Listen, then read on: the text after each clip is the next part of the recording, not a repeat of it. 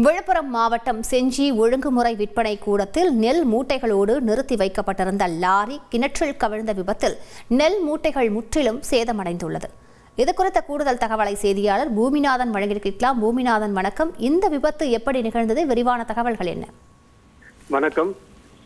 மேல்மலையனூர், வளத்தி, செஞ்சி போன்ற பகுதிகளில் நேற்று காலை முதலே விட்டு மிதமான மழை தற்போது வரை பெய்து கொண்டிருக்கிறது. இந்நிலையில் சென்னை பகுதியை சேர்ந்த சவிதா என்பவருக்கு சொந்தமான லாரி மூலம் தமிழ்நாடு வாணிக விற்பனை மூலமாக நேமூர் பகுதியிலிருந்து நேமூர் மற்றும் அந்த சுற்று வட்டார பகுதியிலிருந்து நெல் மூட்டைகள் கொள்முதல் செய்யப்பட்டன. அந்த நெல் மூட்டைகளானது செஞ்சி ஒழுங்குமுறை விற்பனை கூடத்தின் கிணற்று அருகே நிறுத்தி வைக்கப்பட்டிருந்த கடந்த 8 நாட்களாக.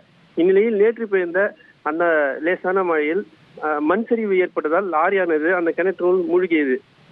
பாதி பகுதி மட்டும் 10 டயர் கொண்ட அந்த லாரியானது டிரைவர் முன்பகுதி மட்டுமே மேலே தற்போது இருக்கின்றது.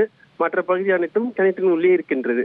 கிணற்றினுள் மூழ்கிய நெல் மூட்டையினால் 600க்கும் மேற்பட்ட நெல் மூட்டைகள் மூழ்கி சேதமடைந்தது. இதனால் செஞ்சி ஒழுங்கு விற்பனை கூட பகுதியில் பரபரப்பான சூழ்நிலை காணப்படுகிறது. விரிவான விவரங்களுக்கு நன்றி பூமிநாதன்.